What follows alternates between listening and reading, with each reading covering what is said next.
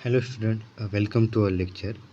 Okay, तो हमने पिछले जो अपना लेक्चर था उसमें लगभग कार्नोट साइकिल वगैरह कंप्लीट कर लिया था। ओके, तो इस लेक्चर में जो हम अभी देखने वाले हैं, this is also the one of the most important topic about the numerical point of view. Okay, जिसको बोला जाता है कि steady flow energy equation. Okay, क्या steady flow energy equation. Okay, so I think this is one of the most fundamental equation in the जो हमारा thermodynamics में हम उसको कह सकते हैं। ओके, तो ये जो नाम है steady flow energy equation. Okay, steady flow energy equation, उसमें स्टेडी फ्लो का मतलब क्या होता है वो आपको पता होना चाहिए। ओके, एंड उसके बाद एनर्जी और इक्वेशन का पता तो सबको होता है, that doesn't make any sense. Okay, so मैं अभी पहले आपको स्टेडी फ्लो के बारे में बताता हूँ, what does it actually mean. Okay, then पहले देख लेते हैं स्टेडी फ्लो क्या होता है। A flow is said to be steady flow if the properties don't vary with respect to time. Such a flow can be visualized when a mass entering and leaving a system. Okay, is same मतलब क्या, अगर जो system की properties होती है बराबर, वो constant रहे विथ रिस्पेक्ट टू टाइम। मतलब सुनिए क्या है, मतलब पहले 10 सेकंड में भी सेम रहेगी, फिर 15 में भी सेम रहेगी, फिर 18 में भी सेम रहेगी, फिर 19 में भी सेम रहेगी। Got it? आपको समझ में आएगा क्या है? मतलब हर कितना भी टाइम हो जाए, वो जो प्रॉपर्टीज़ है वो चेंज नहीं होगी with respect to time. That's a steady flow. Okay, तो स्टेडी फ्लो का मतलब आपको समझ में आया। वो जो अनस्टेडी फ्लो होता है उसके एग्जैक्टली अपोजिट होता है, लेकिन that not of our business. So मैं आपको सिर्फ यही बताता हूँ कि स्टेडी फ्लो में आपको यही ध्यान में रखना है कि भाई जो प्रॉपर्टीज़ होती है हमारी, वो हमारी कांस्टेंट होती है और वेरी नहीं होती है with respect to time. Okay, the steady flow energy equation भी देखते हैं हम। Steady flow energy equation is simply the mathematical equation that states for the steady flow of the mass rate into the control volume is equal to the mass flow rate out of the control volume. Okay, मतलब क्या, m mass of in is equal to mass of out, ये same रहेगा। That's things, not ज़्यादा कुछ complicated नहीं। Okay, so मैं आपको direct भी आगे स्टडी फ्लो एनर्जी इक्वेशन की तरफ लेके जाता हूँ। ओके, देन नेक्स्ट मैंने जैसे भी कहा कि भाई अपना जो स्टडी फ्लो एनर्जी इक्वेशन है उसको हमने क्या पढ़ा, energy at the inlet is equal to energy at the outlet. Okay, मतलब क्या, जितनी एनर्जी हमारे कंट्रोल सरफेस में आ रही है, ओके सर कंट्रोल वॉल्यूम में उसको बोल सकते, कंट्रोल वॉल्यूम में आ रही है, उतनी ही एनर्जी कंट्रोल वॉल्यूम के बाहर जा रही है। मतलब जितना आ रहा है उतना अंदर जा रहा है, मतलब कि सिस्टम बैलेंस हो रहा है। क्या, जितना आ रहा है जितना आ रहा है जितना जा रहा है, मतलब क्या, सिस्टम बैलेंस हो रहा है। ओके, सो बिफोर मैं आपको डायरेक्ट इक्वेशन दिखाने के पहले मैं आपको एक ऐसा करता हूँ कि आपको इसका एक डेरिवेशन दिखा देता हूँ, जो कि एग्ज़ाम में पूछा जा सकता है, और एक्सप्लेन भी कर देता हूँ। ओके, सो हम अभी देख लेते हैं व्हाट इज द डेरिवेशन क्या है इसका। Okay, see, energy at the inlet is equal to energy at the outlet. Okay, ये पता है सबको। So m into energy carried by the system is plus m flow over plus dq by t is equal to m energy carried out by system plus m flow over plus dw। Okay, ये जो आपको है ये कभी कभी exam में पूछा जाता है, ज़्यादा कुछ कॉम्प्लिकेटेड नहीं है। ओके, सो मैं आपको बताता हूँ, इसमें जनरली हमको क्या करना है, जो सिस्टम का एनर्जी इनलेट है और सिस्टम का एनर्जी आउटलेट है, ये हमको कंपेयर करना है। ओके, देन मैं सिर्फ ये आपको फाइनल इक्वेशन आएगा। क्या, ये आपको फाइनल इक्वेशन में लेट मी एक्सप्लेन कैसे आया। Okay, so m into energy carried out by system क्या है, एनर्जी सिस्टम में क्या रहेगी, काइनेटिक एनर्जी रहेगी, पोटेंशियल एनर्जी रहेगी और इंटरनल एनर्जी रहेगी, ये वही है। ओके, फ्लो वर्क जो होता है पीवी होता है, मैंने आपको पहले बताया, flow work is equal to PV plus D Q by T, मतलब क्या, heat but with respect to time. Got it, heat with respect to time.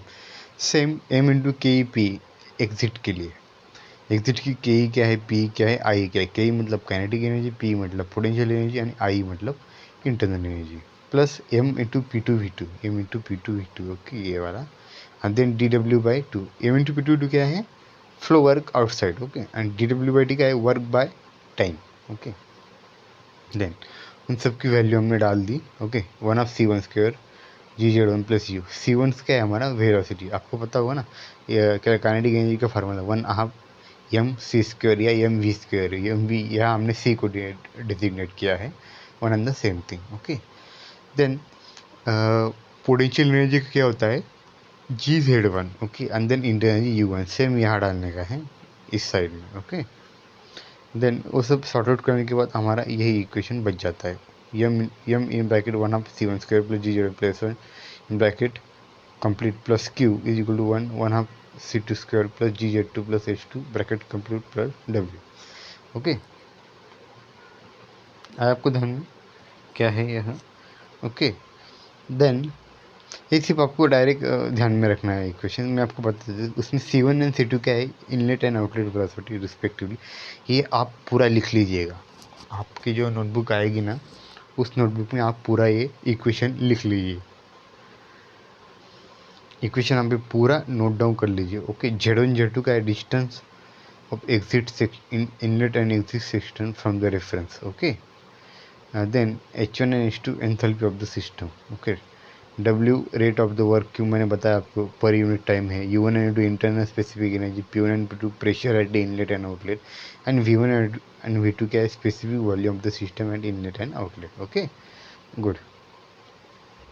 देखो ये है हमारा ग्राफिकल रिप्रेजेंटेशन है, अपना जो सिस्टम है, मतलब sorry steady flow energy equation है, उसका एक ग्राफिकल रिप्रेजेंटेशन, ओके। सी इसमें क्या होता है, ये हमारा सिस्टम है, ये वाला हमारा सिस्टम है, बराबर। ये हमारा कंट्रोल सरफेस है, मैंने आपको पहले बताया दिया कंट्रोल सरफेस क्या होता है, कंट्रोल वॉल्यूम, ये वाला हमारा control volume, okay. U1 P1 C1, U1 क्या है इंटरनल एनर्जी, P1 क्या है प्रेशर एंड C1 क्या है इंटरनल वेलोसिटी, वैसे U2 C2 C2। और जो इंटरनल का एक रेफरेंस पॉइंट हम मानते हैं, ओके। और जो इंटरनल है उसका हाइट क्या है with respect to reference point, और जो एक्सटर्नल है उसका आउट क्या है विद रिस्पेक्ट टू रेफरेंस और डेटा, उसको हम Z1 Z2 से डिनोट करते हैं, okay.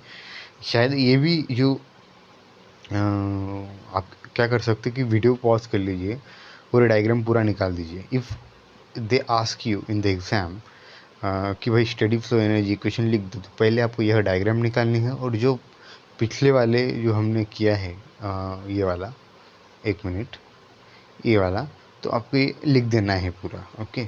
I think that is a little bit एकदम ईजी है, ओके।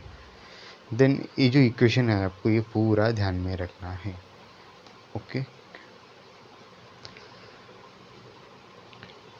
यह जो इक्वेशन है दैट्स इक्वेशन आपको पूरा ध्यान में रखना है। C1 C2 की जगह आप V1 V2 भी ले सकते हैं, ऐसा कोई प्रॉब्लम नहीं है, okay. That's the same thing, okay. Then अभी we will go for the next now, okay. Then जो स्टेडी फ्लो एनर्जी इक्वेशन हम जनरली अप्लाई करते हैं बॉयलर्स को, टरबाइंस को एंड नोजल्स को, ओके। तो एक सीरी के एक हम उसको देख लेते हैं वो कैसे अप्लाई करते हैं, ओके। सी ये आपको पूरा मालूम होना चाहिए इक्वेशन, ओके। ये हमने अभी बॉयलर पे अप्लाई कर रहे हैं, ओके। ध्यान से ध्यान दीजिए क्या है, ओके। देन अभी क्या है, हमने बॉयलर पे अप्लाई कर दिया, ओके। सी बॉयलर में वर्क डन नहीं होता है, मतलब ये वाला कंपोनेंट जीरो आएगा, ओके। एंड के एंड पी जो होता है हमारा वो भी निग्लिजिबल होता है, तो वो भी जीरो आएगा, मतलब ए वाला ए वाला ए वाला ए वाला और ए वाला कंपोनेंट हमारे जीरो आएगा, ओके। मतलब क्या, एम आएगा सिर्फ, H1 Q आएगा, एम आएगा, H2 आएगा प्लस W आएगा, ओके। तो यही हमने यहाँ लिख दिया, W जीरो आएगा, ओके। सो M1 H1 plus Q plus M2 H2, आपको ये ध्यान में आया ना क्या, सी W जीरो होगा क्योंकि बॉयलर में वर्क डन नहीं होता है, बॉयलर में सिर्फ पानी गर्म होता है, okay got it. And then K मतलब काइनेटिक एनर्जी वो भी जीरो होगा और पी भी जीरो होगा, ओके। मतलब वन ऑफ C1 स्क्वायर ए भी जीरो आया, GZ1 ये वाला, ये भी जीरो आया, सिर्फ H बचा। ओके, वैसे ही 1/C2² भी जीरो आएगा, GZ2 भी जीरो आएगा। Got the concept? Okay, then वो पुट अप करने के बाद हमारे पास सिंपल इक्वेशन बनता है M1H1 plus Q M2 sorry MH1 plus Q MH2। Okay, so Q is equal to H2 minus H1। Q is equal to MH2 minus H1। जो specific properties होती है मैंने आपको पहले ही बता दिया, उनको अगर डिवाइड करना होगा तो ये आपको इधर भी ऐसा दे दिया है, we know mass into specific enthalpy is equal to total enthalpy, आपको ये पता होगा। Okay, so Q is equal to H2 minus H1। तो ये फार्मूला आपको ध्यान में रखना है, या आपको अगर एलिजिबल है इससे अगर ये निकालना। ओके, अगर आपको समझा नहीं होगा तो फिर से वीडियो रिवाइंड कर लीजिए, आपको पूरा समझ में आ जाएगा। ओके, क्या फिर से वीडियो रिवाइंड कर लीजिए, आपको पूरा समझ में आ जाएगा। तो नेक्स्ट अभी हम बॉयलर पे तो अप्लाई कर दिया कि भाई अभी देखते हैं हम नोज़ल पे। ओके, सेम इक्वेशन लिखना है। नोज़ल में वर्क जीरो रहता है, नोज़ल कोई वर्क नहीं करता। ओके, क्यू भी जीरो रहता है, हीट ट्रांसफर नहीं होती। जो बॉयलर था उसमें क्यू होता था क्योंकि उसमें पानी गर्म होता था। What the concept? क्या जो बॉयलर था उसमें क्यू जीरो नहीं था क्योंकि उसमें पानी गर्म होता था, इसलिए हम हीट देते थे उसको। ओके, देन जो हमारा के सॉरी जो पी है, यह के जीरो नहीं रहता, पी सिर्फ जीरो रहता है। ओके, ये तीनों कंपोनेंट हमने डाल दिए यहाँ। ओके, तो ये पूरा कैलकुलेट करने के बाद ये फाइनल इक्वेशन आता है नोजल के लिए, आपको ध्यान में रखना है। Okay, C2 is equal to in bracket 2H1 minus H2 bracket close plus C1²। कभी कभी C1² को आप ड्रॉप भी कर सकते हैं क्योंकि वो बहुत छोटी क्वांटिटी होती है, यू कैन और कन्वीनियंस पे होता है वो। मतलब in bracket C2 H2 H1 minus H2 यही हम कैलकुलेट कर सकते हैं। ओके, सी उसको डालने के बाद क्या होता है, ये जो क्वालिटीज हमने जो no work done, no heat transfer done, Q is equal to again zero is equal to zero, ये अगर डाल दिया हमने बराबर, तो हमारे सिर्फ पास सिर्फ यही इक्वेशन बनता है सिर्फ। तो हम क्या करते हैं, टर्म्स का रीअरेंजमेंट करते हैं, मतलब 1 1 वाले इस साइड में, 2 2 वाले इस साइड में। ओके ओके, मतलब सॉरी क्या होता है, जो HH वाले इस साइड में और CC वाले इस साइड में, बस इतना ही अरेंजमेंट करना, simple mathematics. Okay, I think you hope you get, आपको डायरेक्ट ये फार्मूला भी अच्छे से ध्यान में रखना है। ओके, आपको कैलकुलेट करते आना चाहिए फार्मूला। देन हमारा लास्ट होता है टरबाइन में। ओके, टरबाइन में क्या होता है, क्यू जीरो होता है। क्यू जीरो होता है मतलब उसको हम इंसुलेट कर देते हैं। ओके, के और पी भी जीरो होता है, लेकिन यहाँ वर्क डन जीरो नहीं होता है, वर्क डन जीरो नहीं होता है। ओके, वर्क डन जीरो नहीं होता है, तो इसका सिंपल फॉर्मूला आता है W is equal to H1 minus H2। हमने जो बॉयलर देखा उसका क्या आता था, क्या आता था उसका, Q is equal to H2 minus H1। तो इधर टर्बाइन का क्या आ रहा है, Q is equal to sorry W is equal to H1 minus H2। Q यहाँ जीरो है। ओके, क्या Q यहाँ जीरो है। आपको समझ में आया होगा है, आप फिर से रिवाइंड कर सकते हैं। मैं फिर से आपको एक बार बता देता हूँ, सी क्या है, हीट ट्रांसफ़र जीरो है क्योंकि हमने उसको इंसुलेशन कर दिया है। ओके, के और पी ये दोनों जीरो कर देंगे। ओके, सिर्फ डब्ल्यू आएगा। ओके, तो ये पूरा पुट करने के बाद so m n is equal to M2H2 plus डब्ल्यू ये आएगा। सो हमने उसको सिर्फ यहाँ रीअरेंज किया, MMHH वाली जो टर्म थी उसको एक साइड ले लिया। Okay, so W is equal to H1 minus H2। Okay, I hope you understand the concept. Okay, तो अभी हम क्या करेंगे कि इसके ऊपर जो न्यूमेरिकल्स है वो देखेंगे। ओके,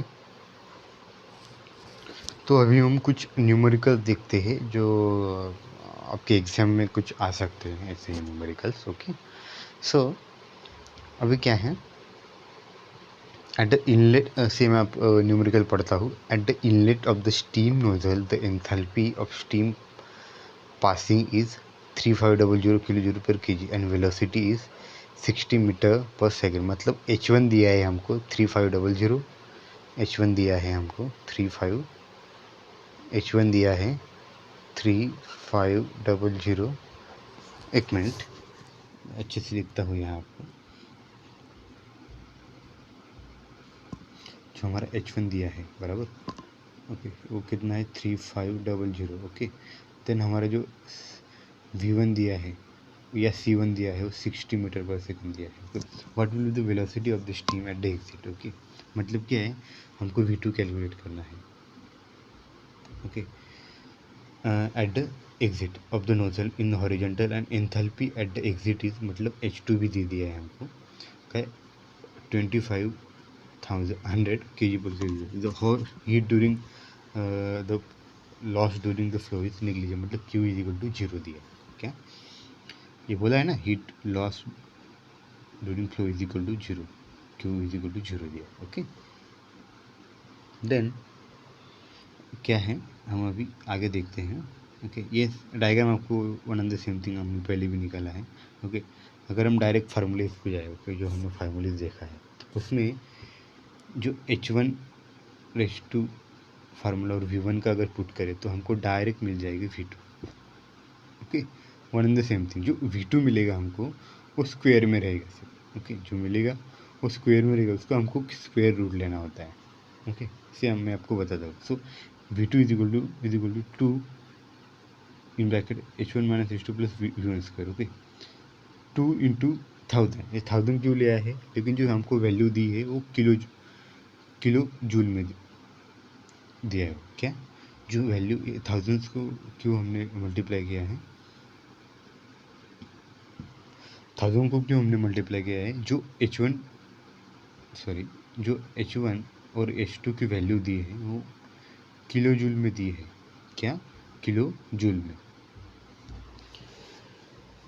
क्या है वो किलो जूल में दी है, बराबर किलो जूल में दी है। तो उसको जूल में लाने के लिए हम 1000 से उसको मल्टीप्लाई करते हैं। ओके, 1000 से उसको मल्टीप्लाई करते हैं, one and the same thing. Okay, so H1 H2 की वैल्यू मैंने पहले 3.00 2500 ये पुट कर दी, और जो V1 है हमारा वो 60 पुट कर दिया। उसके आने के बाद ये वैल्यू आएगा, उसका अगर स्क्वायर रूट लिया तो ये आ जाएगा 1415 मीटर पर second. Okay, got the concept, आपको समझ में आया होगा।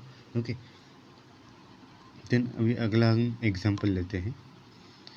The COP of the refrigerator operating on Carnot cycle, मैंने बताया था कार्नोट साइकिल क्या है, is 5.4 when it's maintain -5 degree Celsius in the evaporator. Calculate the condenser temperature and the refrigerator effect of the power required to drive the unit of 5 kilowatt. मतलब देखो, जो हमारा -5 ये क्या है, TL है, उसको ही बोल सकते हैं हम T2, माने लोअर टेम्परेचर। ये यहाँ लिख दिया है, COP 5.4 दिया है, पावर 5 किलोवाट दिया है पावर। ओके, तो COP क्या होता है, refrigerating effect upon work supply. Okay, मतलब क्या, Q2/W, मैंने पहले ही आपको एग्जांपल में बता दिया है। ओके, मैंने थ्योरी एक्सप्लेन करने के वक्त। Okay, so COP is equal to T2/T1 minus T2। यहाँ से हमने T1 का निकाल लिया। ओके, मतलब क्या, T2 पता है हमको -5, और उसको हमने केल्विन में लाया है। Okay, with plus addition of 273, वो यहाँ पुट करने के बाद क्या होगा, हमको T1 मिल जाएगा। ओके, क्या T2 हमारे पास है, COP है, पावर है, COP का ये फार्मूला है। ओके ओके, और पूरा जो एक्सप्लेनेशन मैंने थ्योरी में दिया है COP का, T2/T1 माइनस T2। ओके, सिर्फ यहाँ हमने T2 की वैल्यू पुट कर दी, COP की वैल्यू पुट करी और T1 निकाल लिया। Got the concept. Okay, then क्या होगा,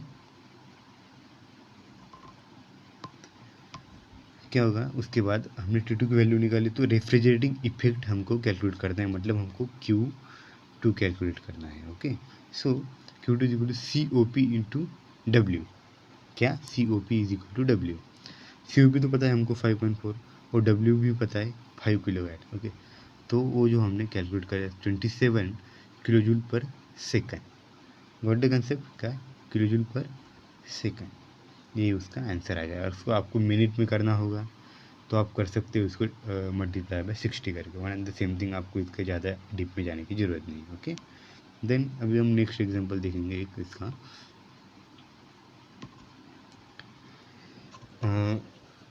सी क्या है example, a Carnot refrigerator require 1.5 kilowatt per ton of refrigeration to maintain the temperature at -20 degree Celsius है। सॉरी, वो उन्होंने लिख के गलती कर दी है। Okay, find COP of refrigerator and the temperature at which heat is rejected. Okay, so W हमको पता है. ओके, कंप्रेसर 1.5 किलोवाट पर टर्न. ओके, T1 पता है हमको, T1 बताया उन लोगों ने. ओके, बता बराबर है ना. ओके, T1 बताया उन लोगों ने. Maintain the temperature at -20. Okay, तो COP क्या होता है? रेफ्रिजरेटिंग इफेक्ट अपॉन क्या होता है? Work input. रेफ्रिजरेटिंग इफेक्ट क्या होता है? 3517. 1 टन क्या होता है? 1 टन आपको याद में रखना है. सी यहाँ जो वैल्यू दी है 1 टन, ये वाला 1 ton is equal to 3.517 kilowatt. क्या? 3.517 किलोवाट. मैंने एग्जांपल इसीलिए लिया कि आपको ये वैल्यू याद होनी चाहिए. ओके, इसके बाद तो वो पुट कर दिया हमने 1 ton is equal to and 1.5. तो COP ऑफ रेफ्रिजरेटर क्या आ गया हमारा? 2.3446. ओके, तो उसके बाद सेम थिंग है. आपको क्या करना है? सिर्फ COP ऑफ रेफ्रिजरेटर में क्या करना है? जो हमको T1 तो पता है बराबर, T2 कैलकुलेट करना है, वो आ जाएगा. ओके, और उसके हिसाब से ये डायग्राम बनानी है. ओके, क्या? उसके हिसाब से ये डायग्राम बनानी है. आई थिंक आपको जो एग्जांपल है वो ऐसे समझ में नहीं आएंगे, आपको खुद से प्रैक्टिस करनी पड़ेगी. Then you will get know कि ये एग्जांपल कैसे सॉल्व किए जाते हैं. ओके, सो प्लीज़ आप प्रैक्टिस कीजिए एग्जांपल की. ओके, देन मैं आपको सिर्फ लास्ट में यही बता देता हूँ कि भाई ये जो डायग्राम है PV डायग्राम, वो TS डायग्राम आपको खुद से निकालने में PV डायग्राम बता देता हूँ. मैंने आपको बताया था 1 to 2 कंप्रेशन होता है, 2 to 3 आइसोथर्मल होता है. ओके, कंप्रेशन ही होता है. देन 3 to 4 एक्सपेंशन होता है, 4 to 1 भी एक्सपेंशन होता है, लेकिन आइसेंट्रोपिक होता है. ओके, सिर्फ ये डायग्राम ऐसे निकालने की है. Okay, got the point. इसके ही ऊपर आपको TS डायग्राम भी आप निकाल सकते हैं. आई होप जो आज का लेक्चर आपको ध्यान में आया होगा. ओके, लेकिन आपको प्रैक्टिस करनी पड़ेगी एग्जांपल्स की, तब जाके आपको ये समझ में आएगा. And we will stop here. Okay, meet in next lecture.